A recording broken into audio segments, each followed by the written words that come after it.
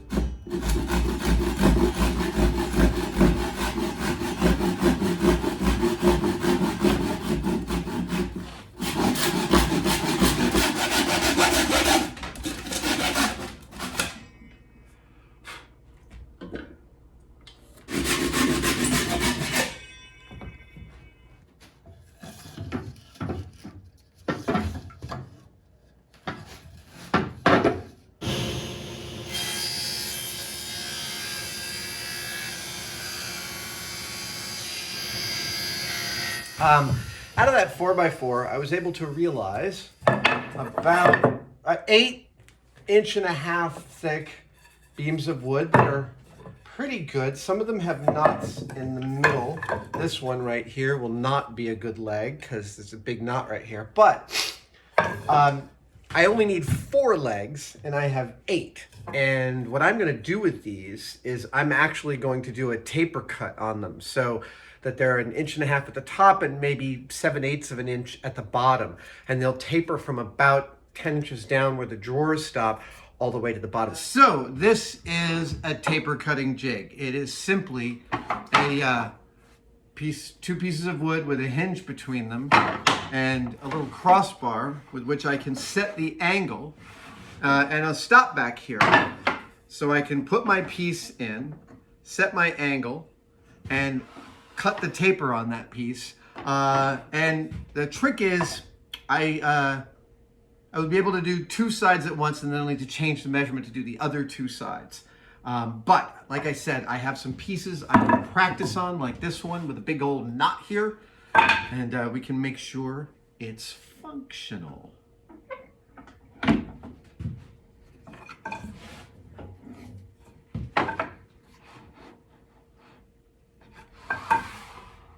Ladies and gentlemen, all right, let's give this a shot.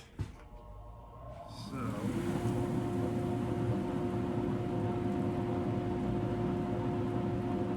I'm gonna do a little safety thing because I don't like having that blade that far up and exposed. So, I'm actually going to lock this leg into place by also attaching a little doohickey up here.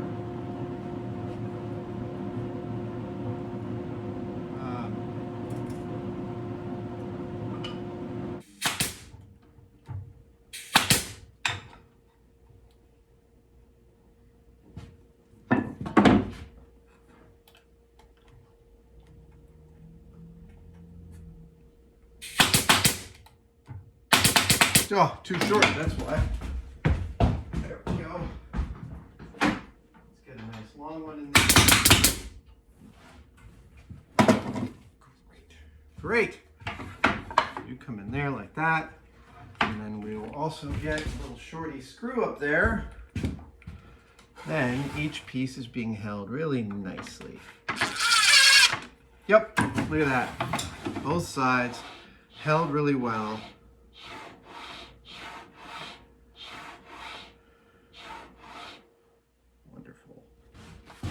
Okay, so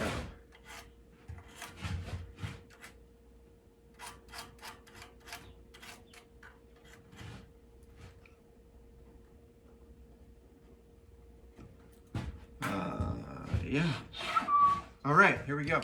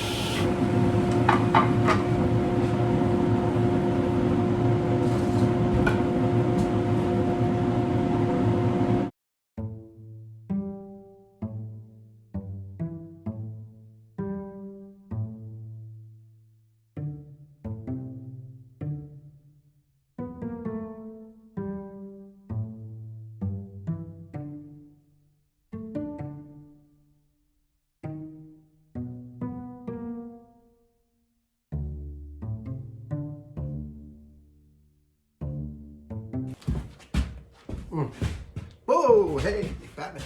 All right. Okay, well, my jig for cutting tapered legs, while crude, I will admit, it did the job really neatly for all of 10 minutes of construction. Couple things. For each of the two positions, I drew a really careful pencil line around and had a single screw hole. So once I'd driven the screw the first time, it was self-aligning the second time. And the reason you have to have two positions is I'm cutting this piece, so I taper off of this side because I can brace off this flat side, and I taper off the second side and I'm bracing off the flat side. But now my reference sides are tapered, which means I need to move to a slightly more tapered position for the other two cuts. The other thing I learned was every single time you make a cut, make a mark on which side you've made the cut. The only reason there's not a mark here is because it was the last cut of of all of the cuts. But I assiduously made a mark because the very first thing I did on the first test was I cut the same taper twice and was measuring against the wrong piece of wood. And so I ended up with something totally wrong. It's also really great that I had 8 pieces of wood to practice on because I screwed up one. I succeeded with the second one that's got actually, it's actually not bad. This is actually a usable leg. I then, on one of my 4 legs, I actually went too small. Somehow I had it slightly mismounted in, and you can see that the bottom of this one is way smaller than this one, so I had to throw this one out. All this is to say that it's a good thing I had 8 to play with because I ended up with 4 good legs. Suffice to say, I now have the 4 tapered legs of my table, and I'm really pleased with them. They are gorgeous. I've got a little bit of a knotty knot up here, but I cut these 1 inch long. So I can take off that. I actually cut these 1/2 inch long. I can take that off without compromising the construction. I will need to neaten up these 4 ends and do some sanding on these just to make them really nice, but I am super pleased. The next step is to cut out the table top, and I'm going to need a fresh piece of birch ply to do that. All right, so I have cut out the top, and I have chosen the positions of the 4 legs because they're not all created equal. Some of their insides are better than others. Some of their outsides are better than others. They're cut all nice and straight. So now what I want to do is I want to start working on the assembly of this. And the way I'm going to do that is I'm actually going to mill a channel 8 inches deep so that I can have a piece of plywood that comes in. Basically, I'm going to tab and slot this whole thing together. So I need to cut this channel in all 4 sides. And I've chosen the pretty sides to be the outsides of each of the legs. And I think, I've got one of these that's yes, inside, inside, inside, inside, inside, inside, inside, inside. I'm going to cut that channel with my milling machine using this 1/2 inch end mill.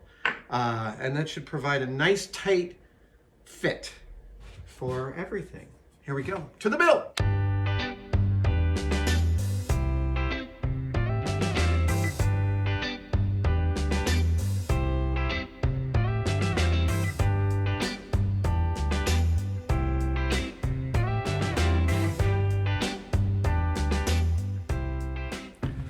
Okay, the tapered legs are all cut and they are all milled out. So now you can see kind of how this table's going to assemble. The 4 sides of the drawer box are actually going to fit and glue inside these slots I've milled in each of the legs. Now it's time to figure out exactly how long those should be, and I'm going to need a corner cut out of each of them, so it's a bit of measuring and fiddling.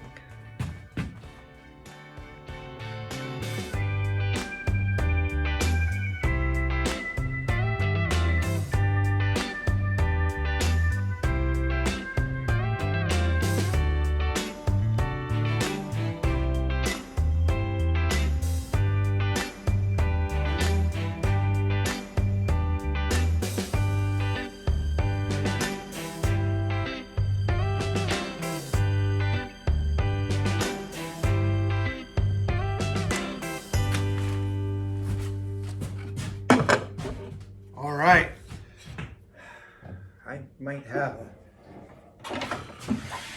reached an interesting point, which is a good point. This is the top of the table, so this is the underside. And here is roughly how we're looking at this. Wait a second. Southeast, southwest, northeast, northwest. That's how these go, right? Southeast, southwest, northeast, Oh, there we go. Northeast, northwest. That's why you check. That's why you keep checking every single time. Every single time. I want to tell you, I actually measured a measurement while I was during the time lapse of me doing the cuts. I measured a measurement and I wrote down the measurement as 4.5, and then I double checked it just before I cut it because I had this weird feeling and it was 4 3/4. I don't know why I made that mistake. I don't know why I looked at the wrong line, wrote down the wrong number, but I did. Okay, so if this goes like this, and this goes like this, great. And this is how. By the way, I love when you know you've done square cuts because everything sort of stands on its own. Oh, dude. Okay, so that's the front.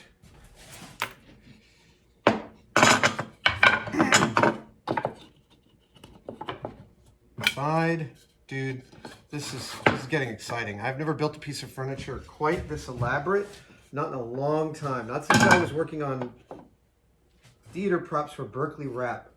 That's when we were doing some really nice, like, pocketed doors and all sorts of lovely things. But, like, you know, this kind of... Oh, look at that! Sexy! So the question is... Do I really want to make a drawer for this? This drawer is going to be hard to utilize. So I can pull this right up to the front. Maybe I should just make these cubbies. Maybe that's the thing that I should do. Maybe they need to be cubbies. And then we can choose what goes in those cubbies. Okay, suffice to say, this is my fronts piece. This is great. This looks terrific. This will be the front of the thing. And I think if I was going to make a cubby, I'd give it like a 1/2 inch lip all the way around, right? Yeah, okay, so 1/2 inch with a split in the middle of 1 inch, 1 inch in the middle, and then 1/2 inch there, there, there, and there. And then I put a floor on that, and I'll put it on the inside. So the floor, yeah, the floor is 5. I'm gonna build this as a box, right? Yeah, I'm gonna build this as a box that these slot into. So that's gonna be 5 5/16 by, I'll cut 2 pieces out like this. Jesus Christ, that is a close measurement. Hold on. It's not about which line you're measuring to, it's about which side of the line you're measuring to. 23 1/8. There we go. 23 1/8. So 2 of those for the bottom and the top of the box, and I'll mark and jigsaw that. It's coming together.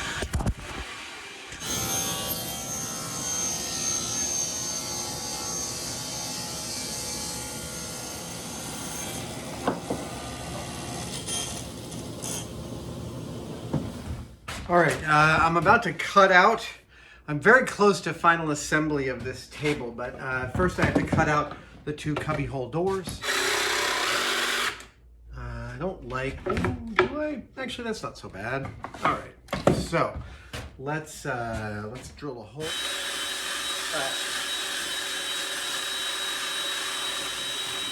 Also, don't put your hands below where you're drilling the Forstner bit. I did that once, and I have the scars to prove it.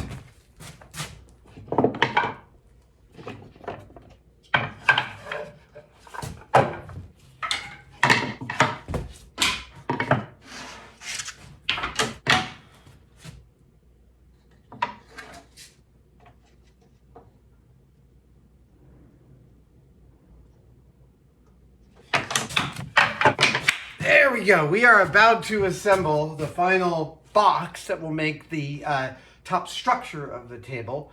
So we're going to assemble the 6 side. We're going to assemble 5 sides of the box. Then we're going to put in the divider for the cubbies. Yes. And then we are going to put in the top, one of these guys. And then we're gonna slot in the legs with all sorts of glue, and we're gonna pin nail the whole thing together. Then I'm gonna run a border around the top. Then we're gonna paint it.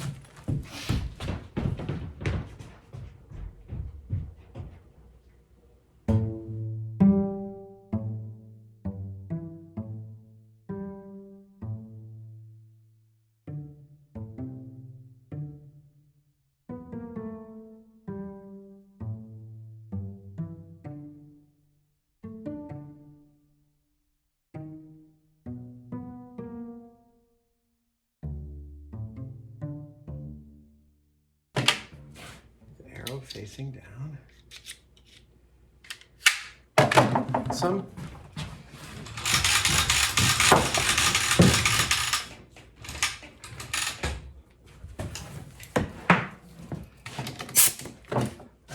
and got that.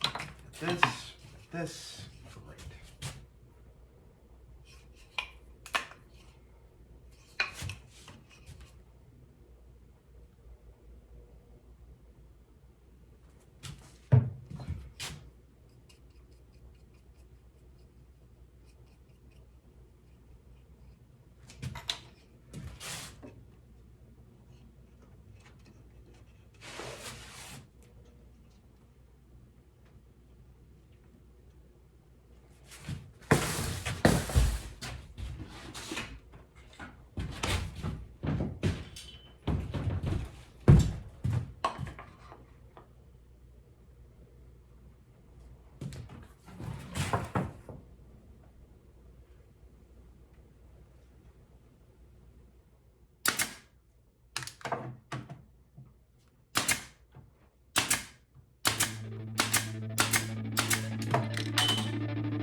Fabulous. The other side.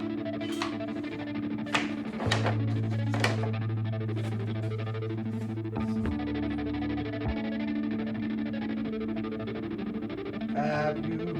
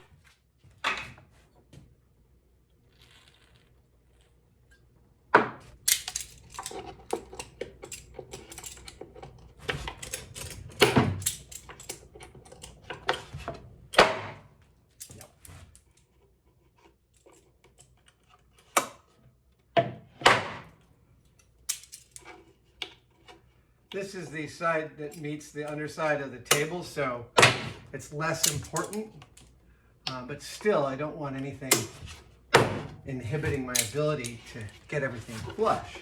So I'm getting rid of these blow-throughs. There we go. I know, Tom Sachs, I know you just grind these. I want you to look a little more refined. Yes. Are you saying Tom Sachs's work is not refined? No, I am not saying anything like that. I want you to look a little more refined. A little more refined. A little more refined.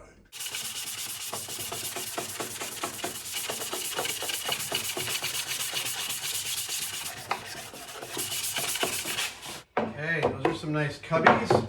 This is that's the underside. So C goes there. No, C goes there, and D goes there. And I don't want to put those in until I put the legs in. So that's what I'm gonna do. Right, and I got to put them on the. That's the underside. Right. This is the underside. And here's how it goes. This is southeast, southwest, northeast, northwest.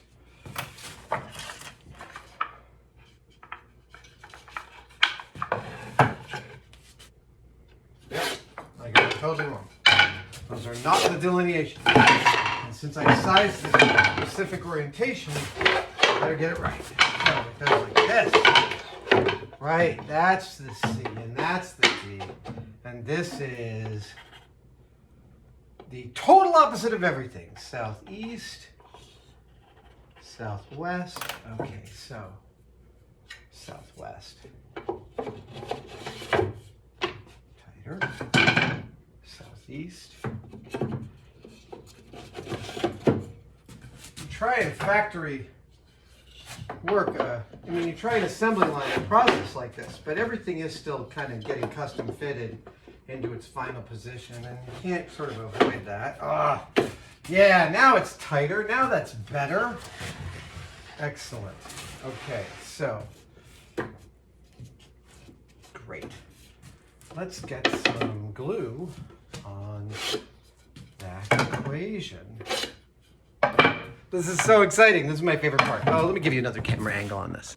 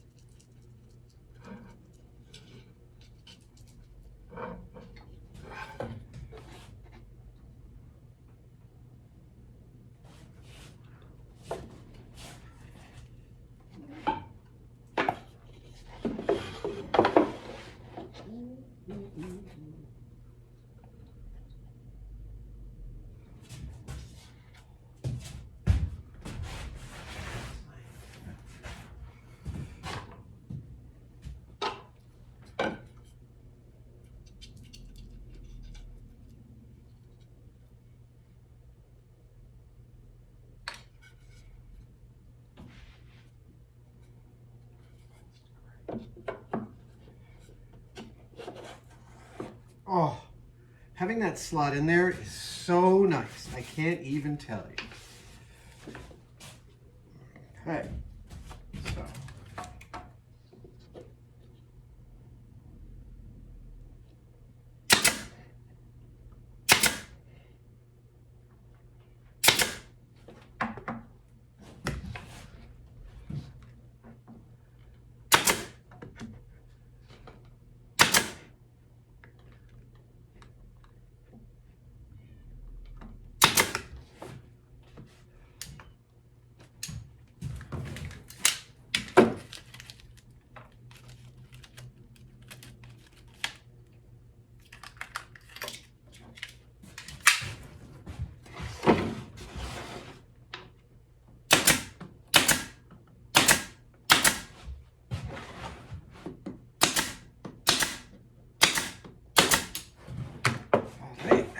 Here. Oh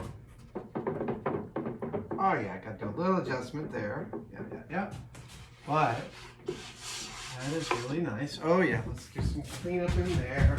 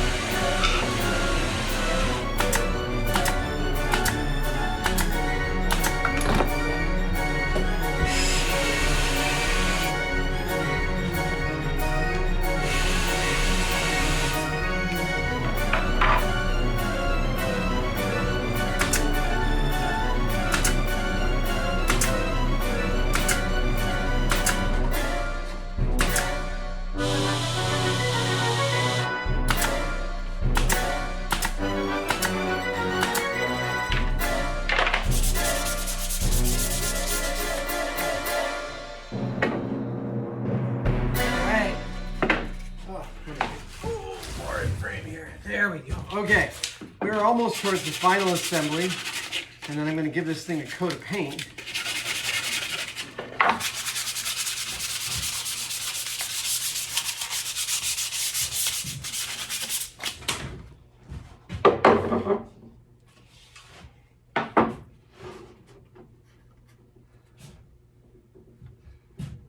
About like that. About like that. Yeah.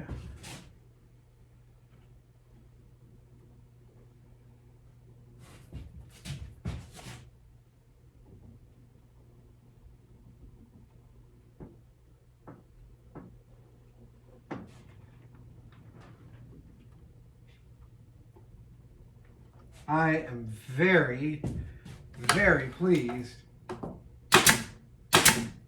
with how this came out. There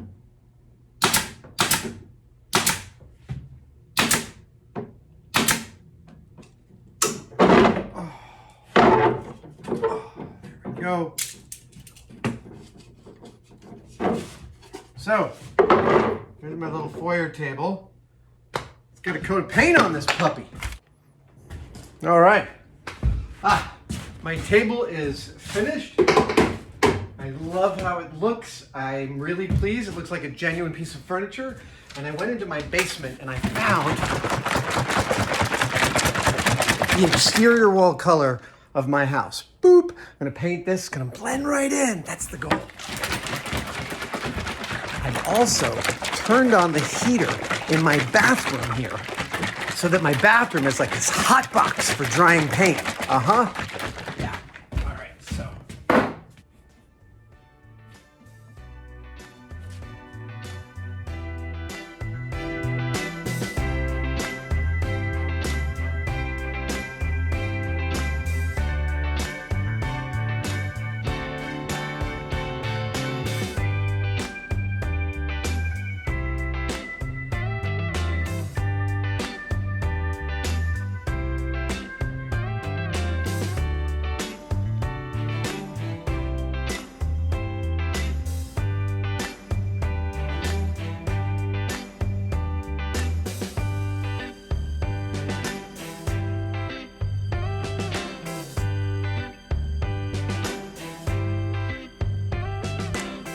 First coat's on my table. It's looking really, really great. I'm really pleased with how the lines work and how tied together it is.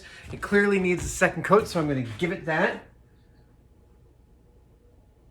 But it's a nice piece of furniture. There's a whole design philosophy to designing something to fit within your existing house, right? Like, my goal isn't to make some fantastic piece of furniture that everyone goes, ooh, what is that? My goal is to actually make something that increases the utility of an area in my house and blends in. Like it almost has got to disappear. So there's a way in which I wanted it to be a little bit boring. And I think I achieved a kind of a nice mix of utility and attractiveness and blend-inness. I know it's not a word. All right. I'm not going to subject you to a real-time painting. I'm going to do a time lapse.